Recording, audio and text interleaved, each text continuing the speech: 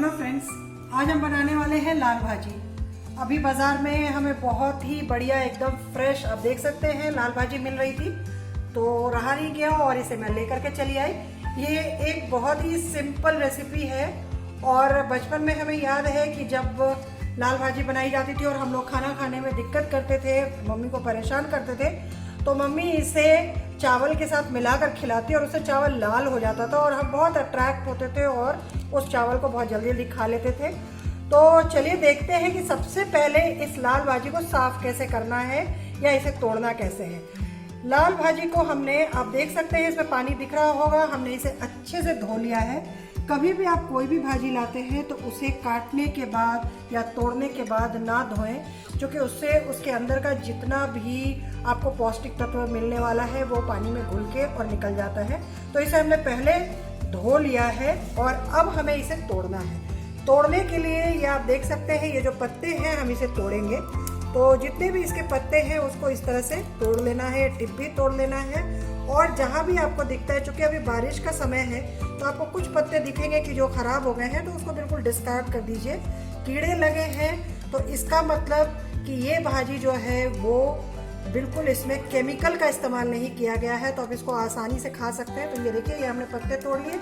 तोड़ने के बाद इसकी जो ये डंडी है इसे भी हमें थोड़ा थोड़ा तोड़ लेना है और वहाँ तक आप तोड़ लीजिए जहाँ तक थोड़ी डंडी आपको ऐसी मिले मुलायम सी कि जो टूट सकती हो। अब जैसे इसके आगे ये थोड़ी सी वुडी हो रही है तो इसे हम हटा देंगे, इसे नहीं लेंगे इसमें भाजी में। वैसे इस डंडी की भी सब्जी बनती है, लेकिन ये दूसरे एपिसोड में। अभी हम इस भाजी को लेते हैं और इसे एक ट्रे में डाल देते हैं और इसी तरह से हम दूसरी भाजी को भी तोड़ लेंगे। अब देखिए, ये कीड़े वाला है पोर्शन, तो अगर बहुत ज़्यादा है तो आप जैसे इसकी आधी पत्ती में कीड़ा नहीं है तो हम इसकी आधी पत्ती को ले लेंगे और आधी को हम डिस्कार्ड कर देंगे।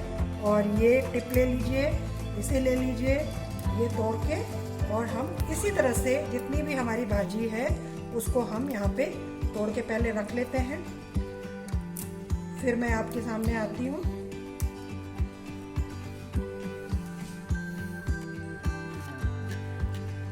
ये देखिए, हमने भाजी के पत्ते तोड़ लिए हैं और इसे काटने की कोई ज़रूरत नहीं है, क्योंकि जब हम इसका छौंक लगाएंगे तो इसे हम पलटे से ही मार मार करके और इसको बिल्कुल बारीक कर लेंगे। बिहारी भाषा अगर हम कहें, बिल्कुल शुद्ध बिहारी भाषा में उसे थकूचना बोला जाता है। तो चलिए पहले इसे छौंकते हैं। देखिए, हमने कढ़ाई में सरसों का तेल डाला है। ये बिल्कुल अगर देखा जाए तो 2 छोटे चम्मच, उससे भी कम है तेल ये, क्योंकि हमें सिर्फ बघार के लिए तेल चाहिए, हमें भाजी के लिए तेल नहीं चाहिए। तो इसमें सबसे पहले हम ज़ीरा डाल देंगे और इसे थोड़ा चलाने के बाद हम इसमें ये 2 लाल मिर्ची डाल देंगे। जीरा जो हमने डाला है ये आधा चम्मच डाला है और ये हमारी 2 खड़ी लाल मिर्च है, इसे डाल के, और फिर हमें इसमें थोड़ा सा लहसुन डाल देना है। ये हम करीब 1 बड़े चम्मच, हाथ से नाप रहे हैं, ये लहसुन डाल दे रहे हैं और इसे हमें थोड़ी देर भूनना है। बघार में लहसुन ऑप्शनल है, अगर आप नहीं चाहते तो आप ना डालें, नहीं खाते हैं तो, लेकिन इसे डालने से बहुत अच्छा टेस्ट आता है भाजी में। क्योंकि इसके अलावा जो चीज़ पड़नी है भाजी में वो सिर्फ नमक पड़ना है।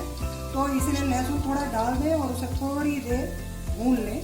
तो अभी थोड़ा सा इसे भून लेती हूँ, हल्का गुलाबी होने तक।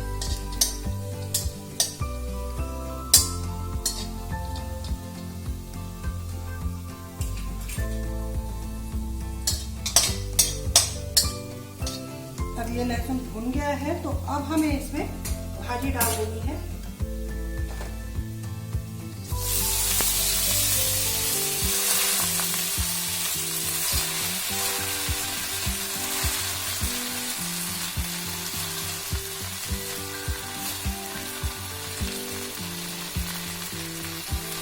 और ये भाजी जो है ये खुद अभी पानी छोड़ेगी, तो हमें बिल्कुल अभी आँच को बिल्कुल लो करके और इसे छोड़ देना है ढक करके, ताकि ये पानी छोड़े और थोड़ी बैठ जाए।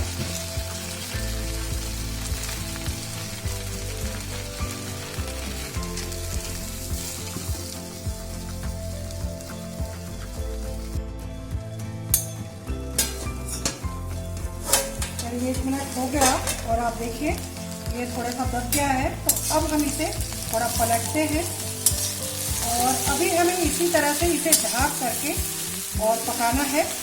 जैसा कि मैंने कहा कि सिर्फ इसमें नमक अब हमें डालना है, और चूँकि ये भाजी जो है वो दब करके काफ़ी कम हो जाती है तो हम नमक बिल्कुल अंत में डालेंगे। मैं एक कहानी सुनाना चाहूँगी इस बारे में।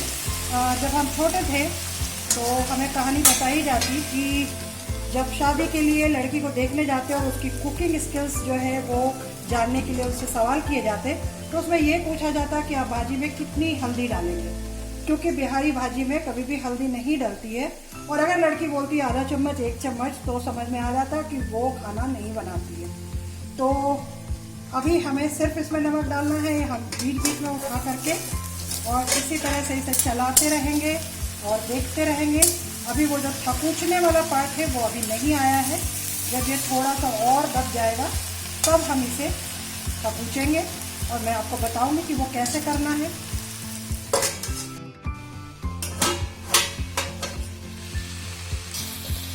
ये देखिए ये काफ़ी दब चुका है। तो अब हमें इसे ये पलटे से ही मार मार करके और बिल्कुल एकसार करना है, और उसे ही थकुचना बोलते हैं जैसा मैंने बताया। इसके लिए हमें वेट इसलिए करना पड़ता है, जब तक कि भाजी सॉफ्ट नहीं होगी तो आप इसे पलटे से मारेंगे भी तो इसके टुकड़े टुकड़े नहीं होंगे। तो अब हमें इसे पलटे से इस तरह से सीधे सीधे इस तरह से मारना है, और मारने के साथ साथ इसे हमें पलटते भी जाना है। ये इस तरह से हम इसे करेंगे, और जैसे जैसे ये पककर सॉफ्ट होता जाएगा वैसे वैसे ये बिल्कुल बारीक भी पता चला जाएगा। अभी भी ये बिल्कुल नहीं दबा है, सबसे जितना कम हो जाना चाहिए दब के उतना नहीं हुआ है। तो अभी इसे हमें और कम करना है नमक डालने के पहले।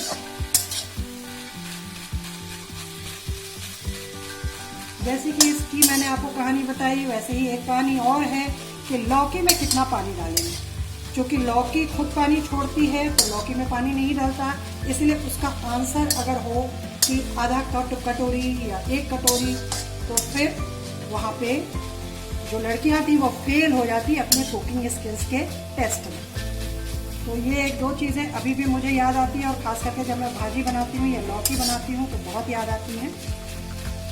ये देखिए धीरे धीरे बिल्कुल दबती चली जा रही है, और इसी तरह से हमें इसे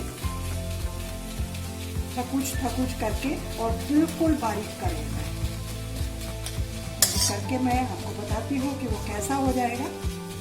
ये देखिए ये काफ़ी हद तक दब चुका है, और अब हम इसमें नमक डालेंगे। नमक डालने से ये थोड़ा सा और सॉफ्ट हो जाएगा और जो बारीक हो जाएगा। तो इसके हिसाब से ये हमें नमक डालना है। देखिए मैं थोड़ा सा नमक इसमें डाल रही हूँ, ज़्यादा नहीं डाल रही हूँ। और अब फिर से उसी तरह से इसी प्रोसेस से इसे थोड़ी देर और पकाना है, और हमारी भाजी तैयार हो जाएगी। ये हमने जो भाजी ली थी ये आधा किलो ली थी, और इसे हमने पूरे समय लो फ्लेम पे पकाया है, हाई नहीं किया। क्योंकि हाई अगर आप करेंगे तो इसके अंदर का जो पानी है वो बिल्कुल सूख जाएगा, और फिर आप इसे इस तरह से बारीक नहीं कर पाएंगे। तो मैं अभी इसे थोड़ा और बारीक नमक के साथ कर लेती हूँ और फिर आपके सामने आती हूँ। ये देखिए ये हो चुकी है, और अब हमें इसे एक बोल में निकाल लेना है या एक प्लेट में निकाल लें। तो मैं गैस बंद कर रही हूँ। इससे ज़्यादा बारीक इसे नहीं करना है, क्योंकि हमें इससे बहुत अच्छा रेशा जो हमारे शरीर को चाहिए वो प्रदान होने वाला है, और रेशा हमारे डाइजेस्टिव सिस्टम के लिए बहुत अच्छा होता है, जो फाइबर बोलते हैं। तो अब हम गैस को बंद कर देते हैं। आपने देखा फ्रेंड्स, ये बहुत ही सिंपल सी लेकिन बहुत पौष्टिक रेसिपी है। आप इसे एक बार बना करके देखिए। इसका जो सोना स्वाद आता है वो आपको बहुत अच्छा लगेगा, और ख़ास करके चावल के साथ तो क्या कहने, क्योंकि मैं आपको बता रही हूँ हम लोग इसे खाते थे और बहुत ही पसंद आता था हमें। इसी तरह की और रेसिपीज़ के लिए फ्रेंड्स आप हमारे चैनल को सब्सक्राइब कीजिए, उसके वीडियोज़ को लाइक और शेयर कीजिए। फिर मिलते हैं एक नए वीडियो में एक नई रेसिपी के साथ। तब तक के लिए नमस्कार।